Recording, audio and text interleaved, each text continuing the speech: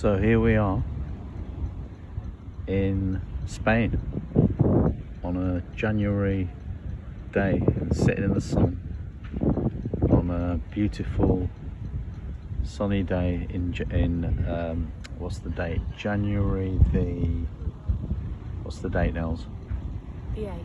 January the 8th, and we're on the Cala beach in the region of Mijas on the Costa del Sol. And it's a beautiful soft sandy beach, lovely and clean. You can see the Atlantic Ocean there, lovely and still. Beautiful sunny day. It's about 17 degrees right now, and I think back in the UK it's about 1 or 2 degrees, so can't argue. And here's Nels sitting against a tree, feeling very content with life right now, I think. Sitting against this tree with the ocean as the backdrop and the beach. And I'm going to ask a series of questions about life and Nels's take on them. And we're just going to see where it goes from here. So I've got a very open-ended question to start with, Nels.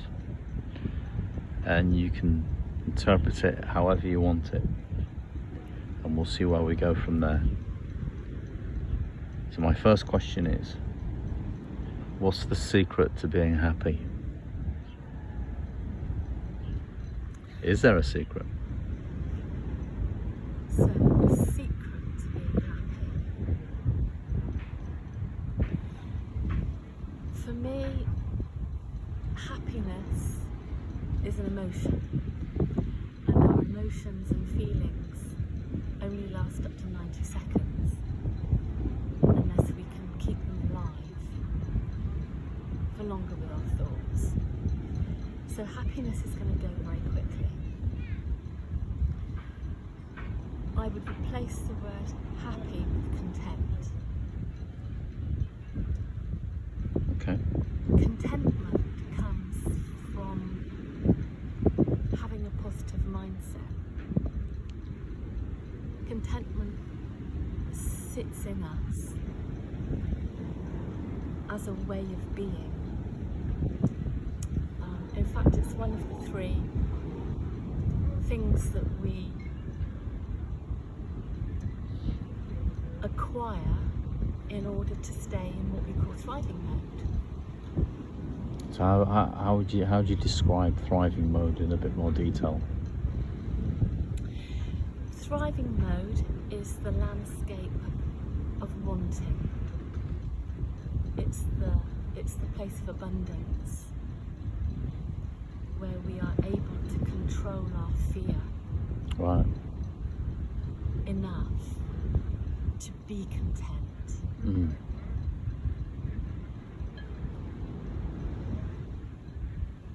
Okay. And how do we get ourselves into thriving mode when we feel like we're, for most of us, probably going the other way? We're just trying to survive, and that creates that web of more anxiety, more stress, descending into a never-ending circle of survival. How do we get out of that circle into thriving? Is it a mindset? So it is a cycling way, because it's understanding manifestation. It's understanding the physics of it. And it comes down to what we've known for thousands of years.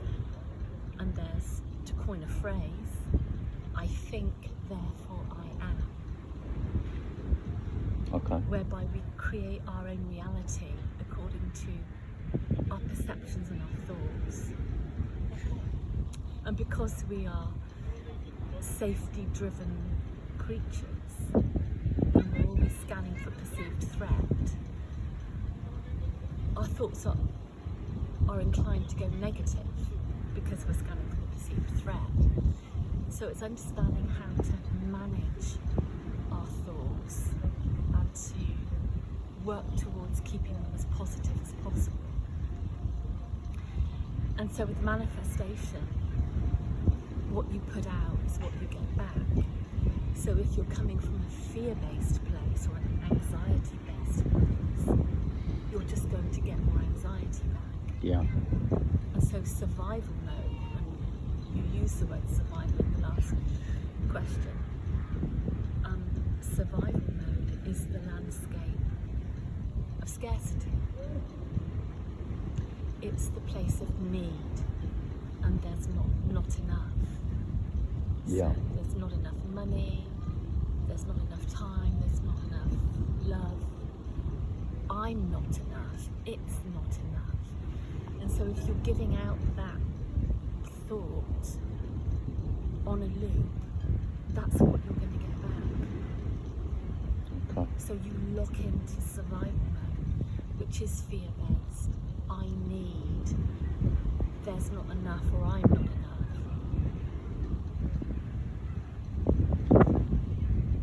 Let me put some practical spins on this. I understand what you're saying on a slightly more deeper philosophical level, but let's look at the fictitious person who comes to you in this state, quite simply because their life's descended into chaos. They've got relationship on the relationships at rock bottom, or their relationship has ended and they've become estranged. They're swimming in debt. They're in a job that they're not enjoying, but at the same time that job is bringing in a certain amount of money to cover most of the bills, if not all, and they're chasing their tail, just trying to get from one day, from 1 week, from 1 month to the next. And the thought of just throwing that job in or moving somewhere else and starting again, when there's no spare money in the bank accounts, and these bills and these demands are coming through the post, and this person is just not seeing a way out.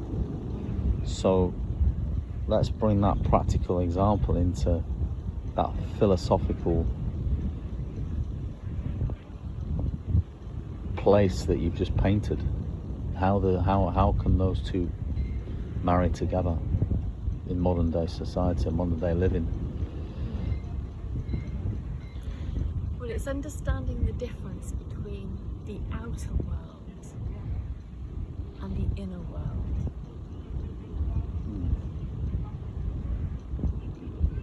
In the outer world, there's material wealth and practical gain. You know, there's job, there's money, there's property. And it doesn't matter how much you have or you have not got in the outer world. You could be a multi-millionaire, or you could be an average Joe on the street, just earning an average wage. Yeah. It doesn't actually make any difference outwardly which one you are. The difference is within. And it's about the emotional landscape that you live in. Because you can be a multi-millionaire with 3 homes, 5 cars, a beautiful wife and children at boarding school.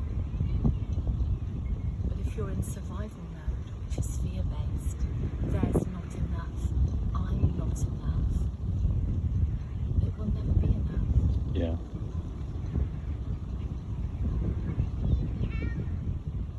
Okay.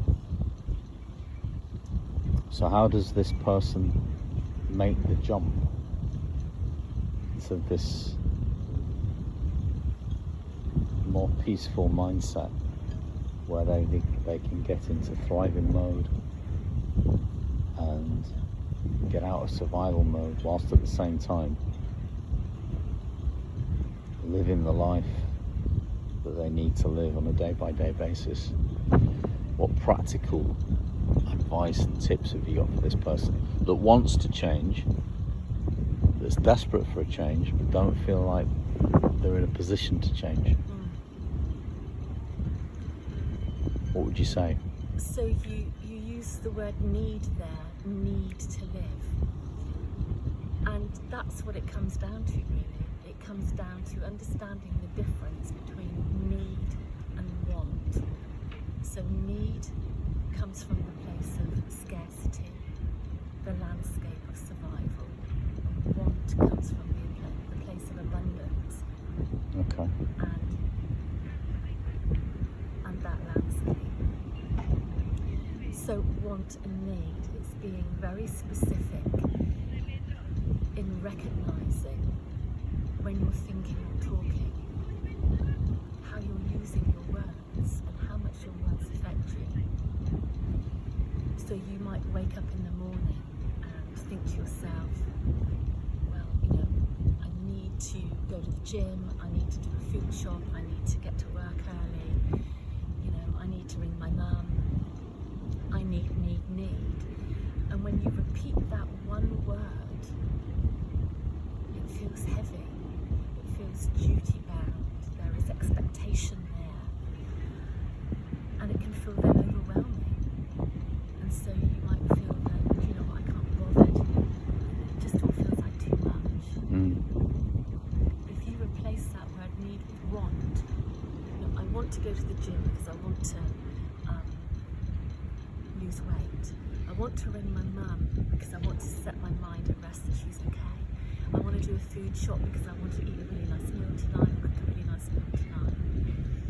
And that feels lighter. It feels as though we've got a choice and that we've got options. Yeah. It's down to us. It's more empowering. And it just puts a smile on your face. Yeah. In such a different way. So language is so important. So it's understanding what makes you feel more positive in life, because it's different for different people, and breaking it down, would you say? Very specific. Yeah. And what about the bigger obstacles, like career changes, that type of thing, relationship changes even? Would you say it's a case of incremental steps, breaking it down into... Yeah, that's exactly it. It's, to coin an old phrase, it's taking care of the pennies so that the pounds will take care of themselves. And human beings have this capacity to think that everything has to be done in a big way. Big changes have to be made. Okay. So, for instance, in order to get out of survival mode, you can be in survival mode for weeks or months on end, waiting to go on holiday to Spain. And then in that 2 weeks holiday, you give yourself the opportunity to thrive.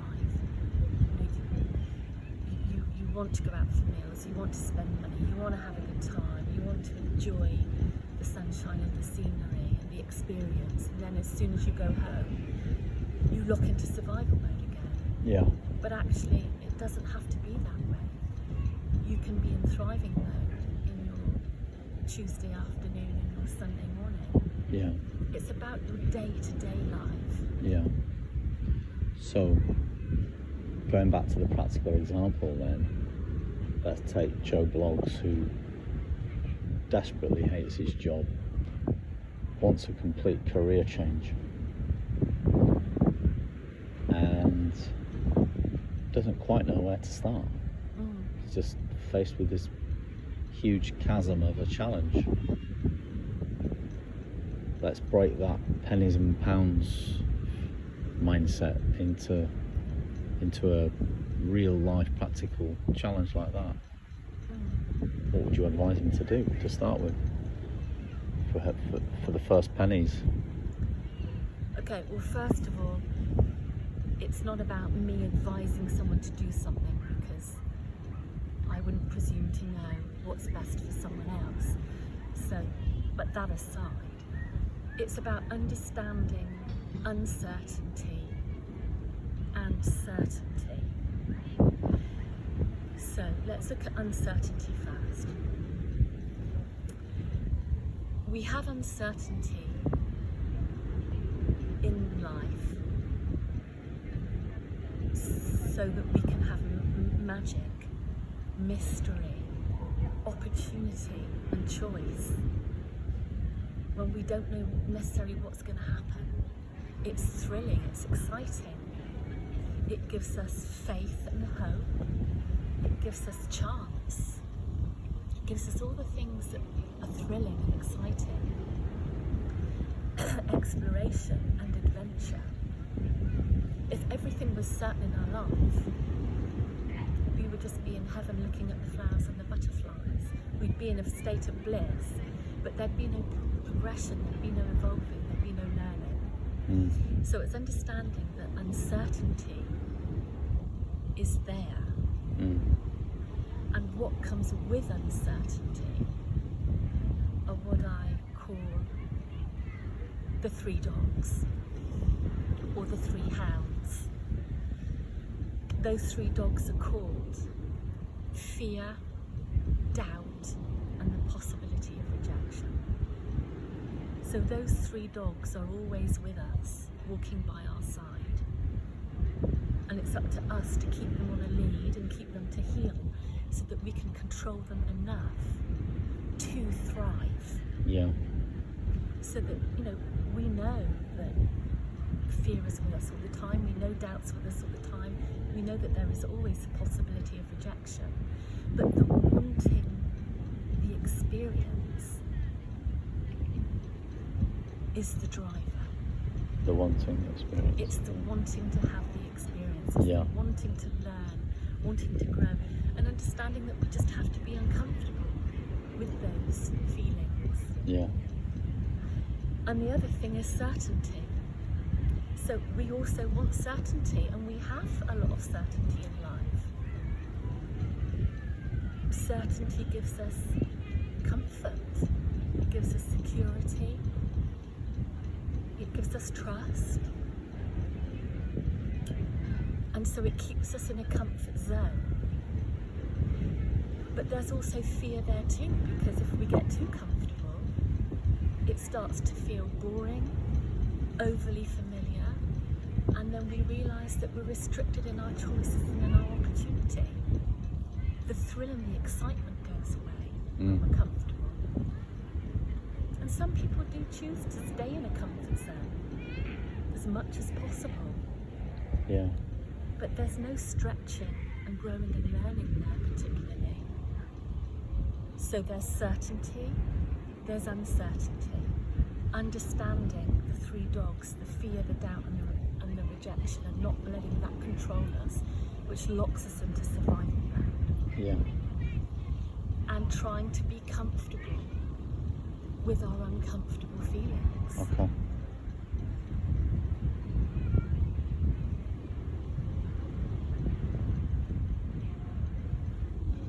Right.